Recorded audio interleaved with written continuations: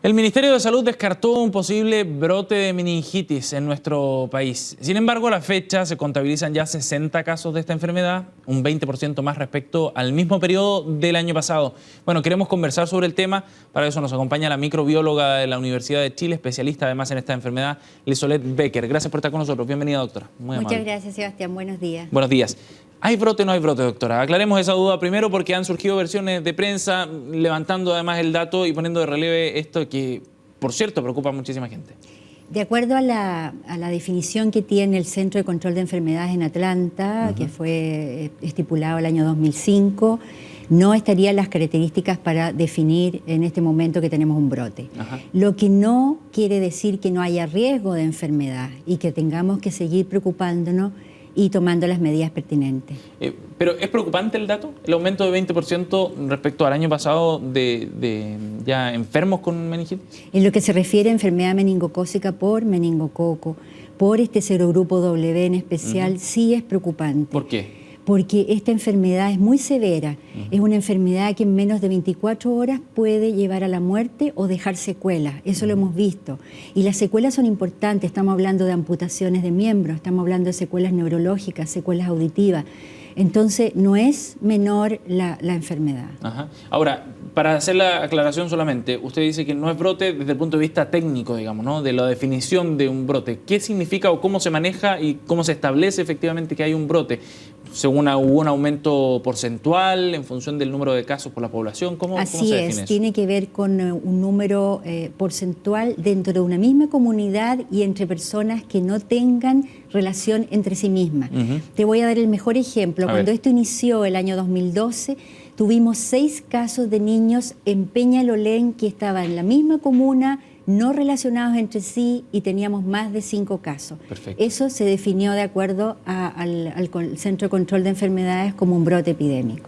Y eso evidentemente requiere un tratamiento distinto desde el punto de vista de la salud pública, digamos. Bueno, las medidas sí, que se adoptan. por supuesto, y de ahí vinieron todas las medidas que ya conocemos, que fue la intervención que se hizo el año 2012 en los niños entre 9 meses y 5 años.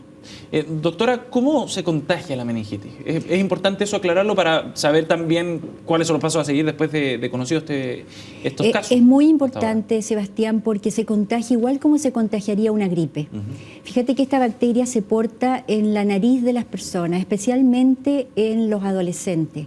Y se contagia por vía respiratoria a través de las gotitas de Flügger, igual que una gripe. Entonces, por supuesto que los ambientes hacinados, los ambientes contaminados van a ser factores de riesgo para estar expuesto y contagiarse de esta enfermedad. Entonces, desde ese punto de vista, el que haya 60 casos ya y que haya un aumento de 20%, de todas maneras representa una preocupación y un riesgo. Sin duda, yo en eso estoy de acuerdo. Es una preocupación y una preocupación que nos debe llevar a seguir recomendando, seguir insistiendo en la recomendación de la vacunación, no solamente en los niños, Sebastián, porque esta no es una enfermedad de los niños. ¿A quiénes afecta eso? Esta es una enfermedad de toda la población. Estamos en este momento, como los niños fueron vacunados en su momento, y fue una campaña muy efectiva, hoy día la enfermedad se ha desplazado hacia los adultos jóvenes y los adultos mayores. Por lo tanto, hoy día no solamente tenemos que preocuparnos de vacunar a los niños, sino también tenemos que preocuparnos de vacunar a los adultos jóvenes, a los adolescentes y también a los adultos. Doctora, ¿existe un plan de vacunación para esos grupos? No existe un plan para esos grupos en particular. El Ministerio de Salud tiene incorporado en su Plan Nacional de Inmunizaciones una vacuna para este meningococo o para 4 serogrupos en particular, que es el A, C, Y y W, al año. Pero necesitamos extender esta vacunación hacia los grupos mayores. ¿Sería considerado o recomendable entonces, a su juicio, que el Ministerio de Salud aquí aplicara algún tipo de plan o alguna medida extraordinaria a raíz de estos brotes? Ojalá lo pudiera hacer. Sí, Sebastián, ojalá lo pudiera hacer, pero en el caso que no pudiera por falta de recursos o por algunas otras razones, somos los médicos los responsables de recomendar, somos los profesionales médicos los que tenemos que recomendar, y no solamente los pediatras, Sebastián, son los médicos de adultos, los médicos de adolescentes, esos son los que tenemos que recomendar la vacunación, aunque esta vacunación tenga que ser pagada. ¿Cuáles son los síntomas de esta enfermedad, doctora? Mira, eso es muy importante decirlo. A veces los síntomas de esta enfermedad, sobre todo en las primeras horas, son muy inespecíficos. Puede ser fiebre, compromiso del estado general y diarrea. Es decir, podría ser cualquier enfermedad viral. Bien confuso. Muy confuso. Y por eso es que nosotros tenemos que tener en cuenta cuando llega una persona con estos síntomas al servicio de urgencia, que como la bacteria está circulando, esta bacteria, el meningococo W, está circulando, debemos pensar en la posibilidad de que esto pudiera ser una enfermedad meningocócica. Y para eso hay exámenes que se pueden hacer tanto de sangre como de líquido cefalorraquídeo. Ahora, ¿es difícil someterse a ese examen o acudir a un doctor por esos síntomas que son tan confusos, doctora? Sin duda, pero fíjate que hemos tenido 2 casos que fueron hace 2 años atrás de funcionarios del Hospital Clínico de la Universidad de Chile que consultaron en distintas oportunidades y en distintos lugares por fiebre, compromiso del estado general y diarrea. Los mandaron a la casa con con medidas terapéuticas simples, que es paracetamol, cuidado, y en menos de 24 horas estaban de vuelta en sus respectivos servicios de urgencia y en menos de 24 horas habían fallecido. Entonces, estamos hablando de algo serio, no es cualquier cosa. Por eso es que es preferible un poco ser más tener mayor precaución y ser más precavido, por supuesto, y ser más exagerado, si yo te pudiera decir así. Doctora, desde ese punto de vista, ¿cuál es la evolución que puede tener una enfermedad como esta con los casos que ya tenemos? Es decir, con este aumento de 20% respecto al año pasado, ¿qué se puede esperar de aquí a fin de año desde el punto de vista del contagio? Si es muy rápido el contagio, si efectivamente es difícil de detectar, uno podría prever que efectivamente estos casos vayan en aumento. Puede ser rápido el contagio si se dan las condiciones para ello. Y para ello tenemos 3 condiciones. Una, que es la de la bacteria, y esta bacteria que está atacando es una bacteria muy hipervirulenta, muy invasora.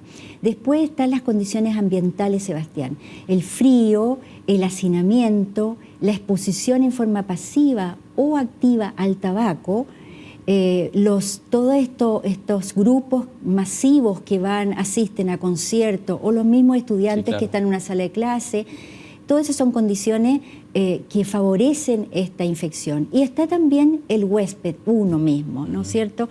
Que uno puede tener alguna enfermedad concomitante o puede tener alguna inmunodeficiencia y esa persona va a tener más riesgo de infectarse que otra. Pero yo te voy a contar algo.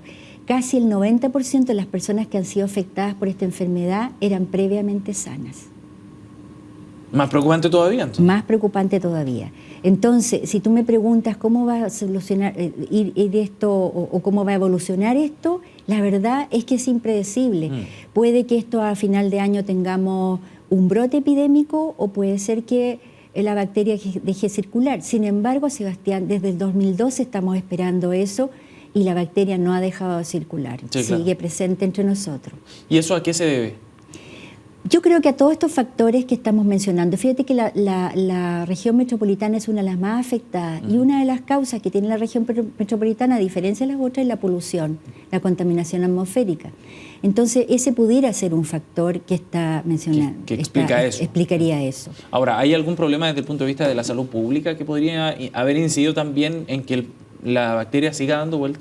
Fíjate que no sabemos eso, Sebastián. No sabemos si hay algún factor. Tal vez el hecho de que hay experiencias en otros países como el Reino Unido, como Holanda, en que han vacunado a los adolescentes porque saben que los adolescentes son los que portan la bacteria y han tenido mucho éxito en ese sentido porque al vacunar a los adolescentes han tenido la disminución de la enfermedad tanto hacia abajo, hacia los niños más pequeños, como hacia los adultos mayores.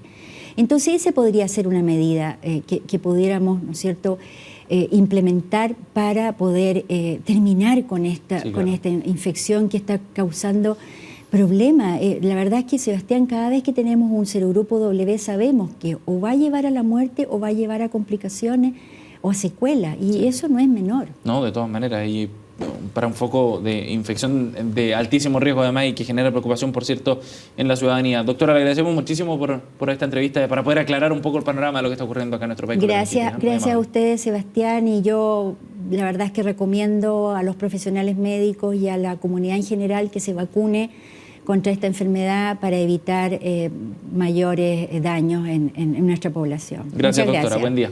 Buenos días.